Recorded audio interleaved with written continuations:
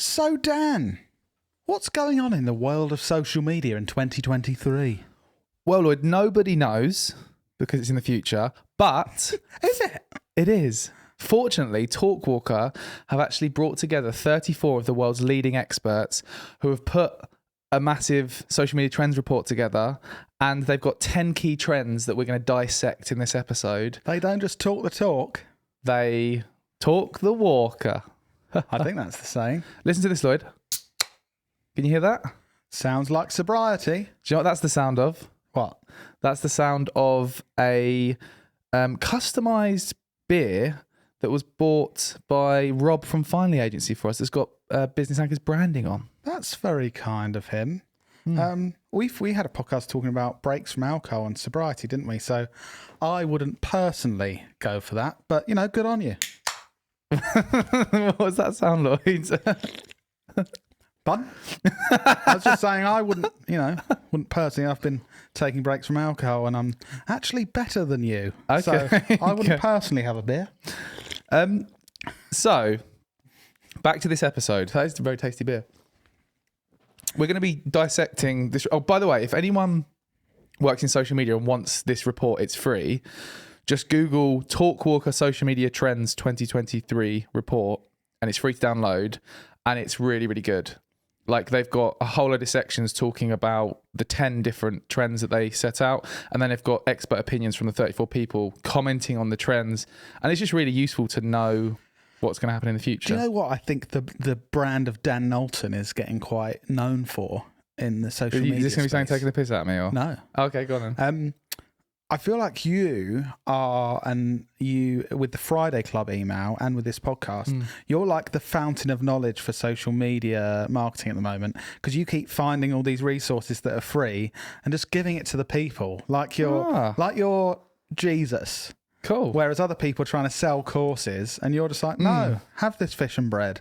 No, Yeah. I'm getting Bible stories mixed up, but I think it's really good that we're sharing our fish. I enjoyed doing that. What are you talking about?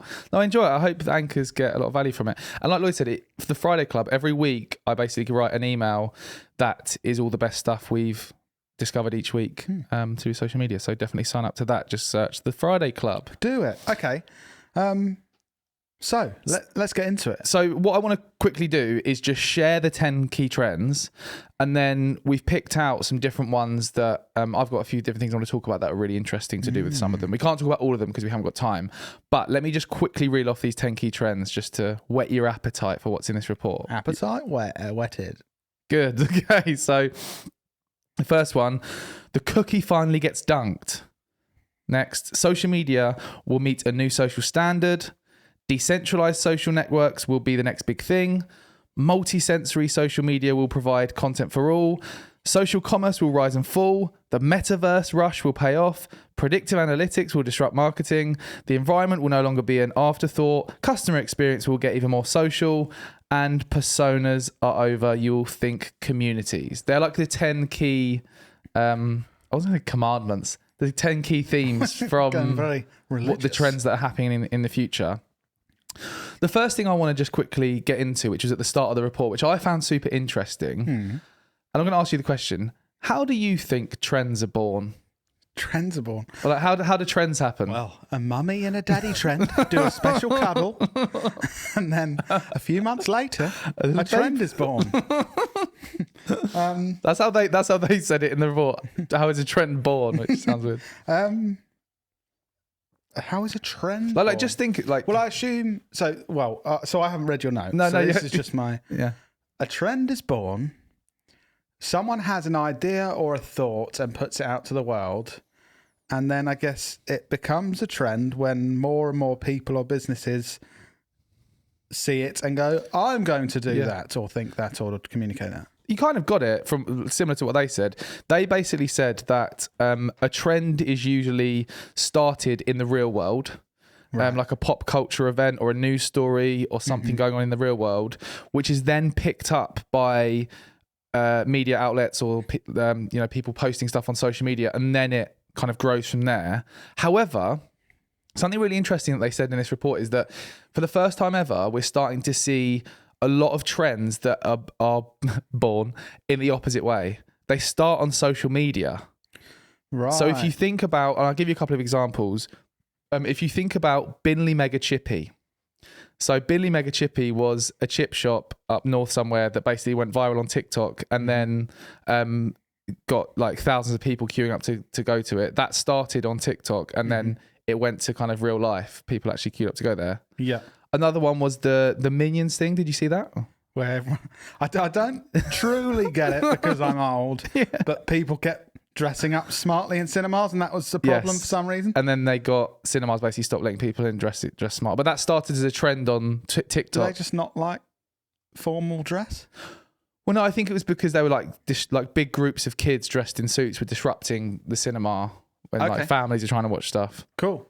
But yeah, it's just interesting to see the shift in how trends are born. And I think we're going to see more of that moving forward stuff, especially with TikTok. Like TikTok is where trends are created. Everything's a bloody trend. The numbers on TikToks as well. It's like like I could do something weird in my bedroom. Oh God, where are we going with this? No, sorry. I could do something. That wasn't meant to be like a joke thing. I could do something weird here on the podcast set. And literally like 10 million people could see it in the next 24 hours. Yeah. And obviously then, next thing you know, there's people all over the world doing that weird thing. Like you could grow a shit beard and then people could see it and start growing shit beards. Yeah. I might do that. I really need to get it trimmed, don't I? But yeah, so I just thought that was a really interesting starting point on how trends are born. And they've got a whole section on that in the report, so definitely look at that. Right. Now I want to delve deep into some trends, Dan. I want to understand what the hell the cookie being dunked means. So this is one of the first ones that really piqued my interest. It was actually the first trend they spoke about, which is the cookie finally gets dunked. So for those that don't know, cookies are used to track behavior across different websites. And then that data is sold to marketers like us to then target you with products to buy. It's the classic thing of like, you look at a pair of shoes and the shoes follow you around the internet. You ever had that happen? Yes. Yeah? Mine's mainly sort of gardening tools. Yes, gardening tools follow you around the internet. So what's been a big thing this year and moving into next year is big platforms basically cutting out third-party cookies, so stopping the ability to track people's behavior on different websites. And as marketers, and a lot of you are marketers listening, we want that data to be able to create more personalized, targeted ads so that rather than targeting Lloyd with random like toys and I don't know stuff, we can target him with garden tools because we know he's been on gardening based websites. Yes, I don't want a Lego. I want something that I can stand up and put in the ground and then it picks up a weed without me having to bend over. I bought you that for your birthday. Thank you. Yeah. And like the big thing that's been going on, so Apple has already blocked lots of third-party cookies, and Google announced that it plans to phase out third-party cookies by 2023. So the big thing they're talking about in the report is like 2023 is going to be the final, like the death of third-party cookies. And for us marketers, this is incredibly important to keep an eye on and actually start to plan how can we effectively market without third-party cookies. And one of the piece of advice I really think something that everyone should look at, which I actually looked at before this episode and it was really useful. Neil Patel has written an article called How to Market Without Cookies, and he's got tons of really useful, actionable things that you can do to start planning for there not being any third-party cookies. And one of the things he talks a lot about is the importance of capturing first-party data. For example, like your own email list, building your own email list, because then that's data that you own.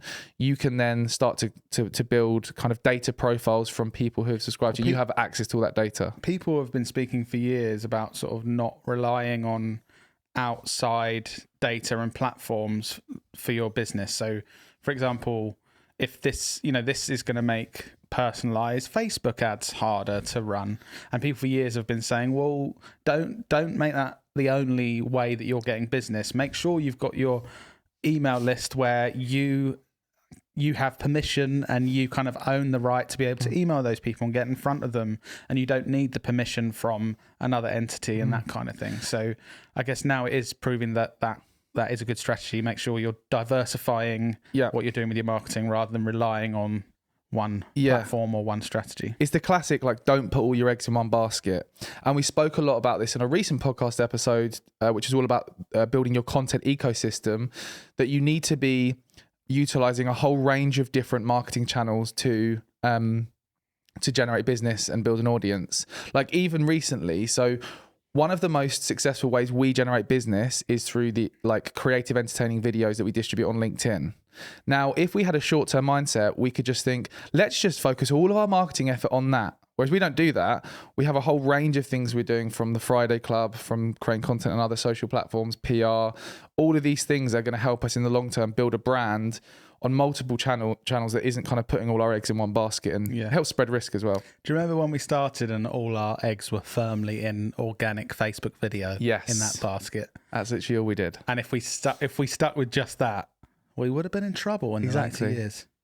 I think, and just the final thing on this point of cookies finally getting dunked, there's a couple of key trends that are really showing that it's going in that direction. So I don't know do you remember, or have you seen the Dragon's Den episode, which was like, it had loads of media that were calling it the best ever pitch by a guy called, I think his name was Sam Jones, and he pitched an idea of Generate, which is like a Google, but you own all of your own data and you get rewards for giving your data away. Have you seen that? I've heard something like that, yeah. But there's like, you keep, like, there's lots of things happening where people are trying to block ads, and there's even a platform called DuckDuckGo. Have you heard of that? It's a web browser. Yes.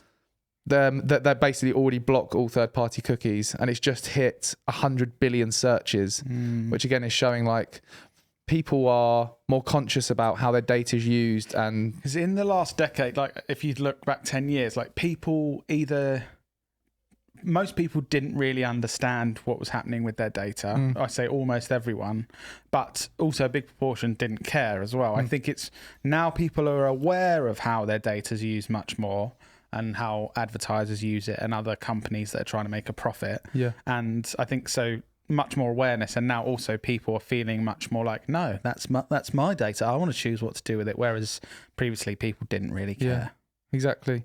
And I think just to finally say, as a marketer, the action you need to take to combat this is to start researching and Googling how to market without third-party cookies and things that you should be doing. And that Neil Patel article is definitely a good place to start. Get ahead of the curve and work it out now rather than panicking when it's not working anymore. Yes.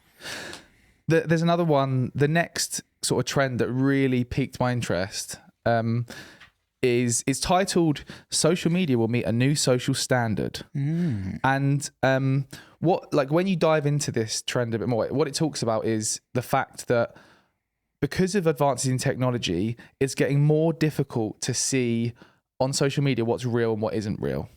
Like when you think of like deep fakes, have you seen the Tom Cruise deep fake? Like there's a tool called, I think it's called Synthesia, where you can basically generate AI generated videos where you give it a transcript and like a robot that looks like a human communicates on. Like it's getting scary how difficult it is to kind of understand what's real and what isn't. And they're saying that the big trend is it's going to become even riskier for brands using the internet with all this kind of advance in technology. Do you think with that whole like these avatars that now look and sound like humans but they're not and stuff like that, you know, when big things changed in the social world and you needed to actually say things were ads because it was like the Wild West and someone could pay you to say, oh my God, this cream just made me 20 years younger. Yeah. And now you actually have to say, oh my God, this company's paid me to say this cream makes me 10 years younger. I wonder if that will start happening with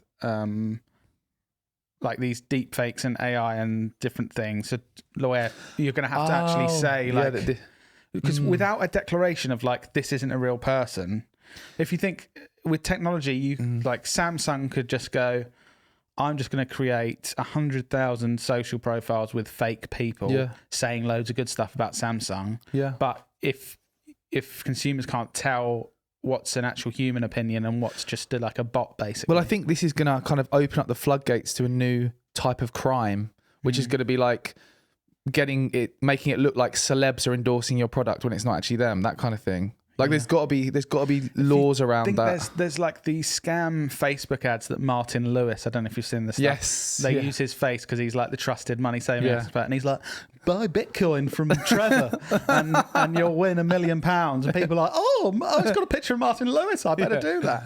And there's been the whole court case, or they've settled outside of court or something.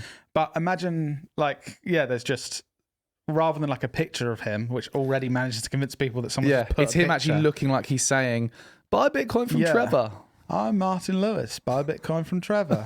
And then obviously really intelligent people will be like, oh my God, I should do that. I do think, like, how stupid can people be to believe that? But if you don't know how the internet works, well, I suppose you could still think anyone can put buy Bitcoin from Trevor. Surely only Martin Lewis can put a picture of Martin Lewis on the internet. It sounds stupid when you say it, but don't forget, like, vulnerable people and older people. Martin Lewis told me to do it. It happens to people that can't. Yeah.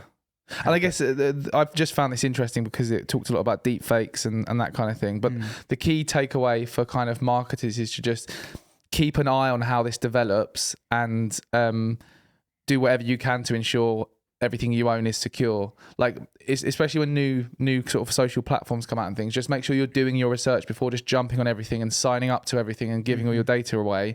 Actually do a bit of research because, you could get fudged over, basically. Okay, don't want to be fudged over, do we?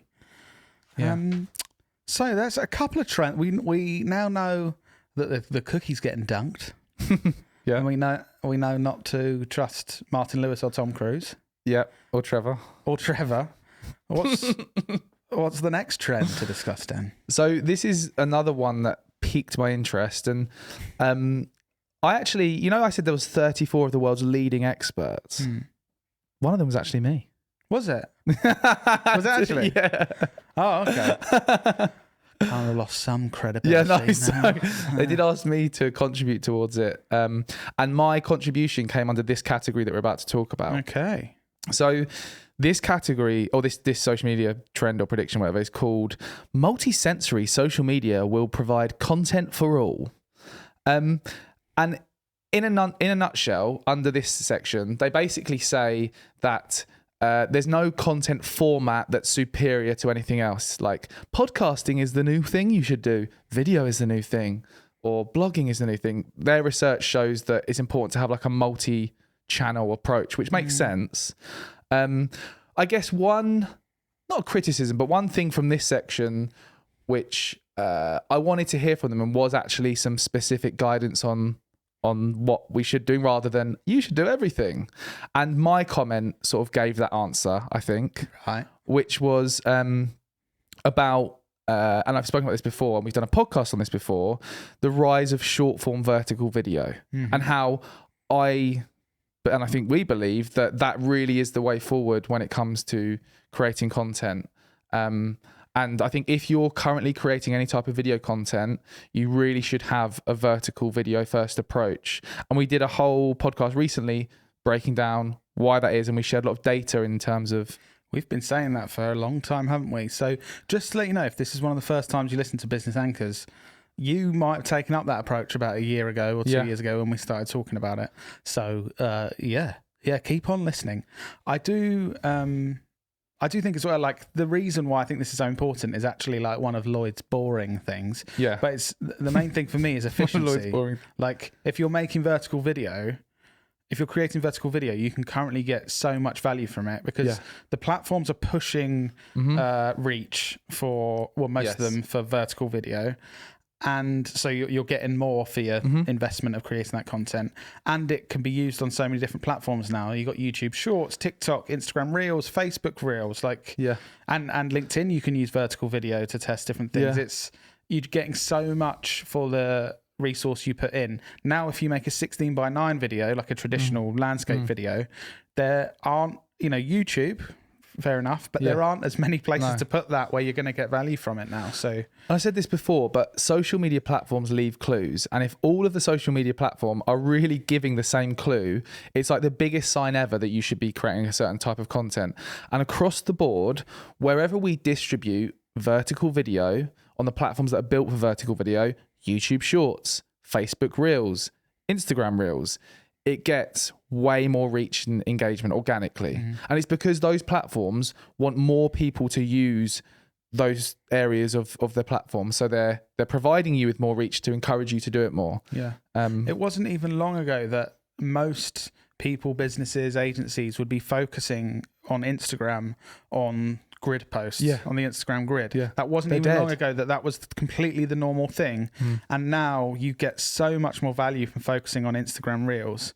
And we kind of haven't, no one's talked about this crazy changeover that's happened, and it's just kind of happened, but it's a crazily different platform than it was. And if you stuck with the same strategy, you'd be fudged. I mean, it seems logical as well. If you think, why do we have vertical video now? Why is it such a big thing? Mobile phones, because they're vertical. Like, it creates a more immersive experience if you're consuming something that's the size of the screen rather than like a tiny segment. So yeah, it's just logical. And as an action, so what should you be doing because of this advice, marketers and bankers listening? You're asking yourself. Rhetorical. A rhetorical question. Oh, okay. Go and listen to episode 106 of Business Anchors titled How and Why Every Marketer Should Implement a Vertical Video First Approach, backed by data. And we share lots of data as to why it's a good idea and practical steps you can take. What were you going to say before you realised that was rhetorical? I was just desperately going to try and think of an answer to your question because I didn't know it was coming, really. Oh, okay. So what should they do, Lloyd? they should go to episode 106, How and Why Every Marketer Should Implement a Vertical Video First Approach, open brackets, backed by data, close brackets. Good. I guess, have you, Lloyd, obviously I've done a lot of talking in this because I'm more clever than you, but have you got anything useful to add in this episode? Or No. Yeah.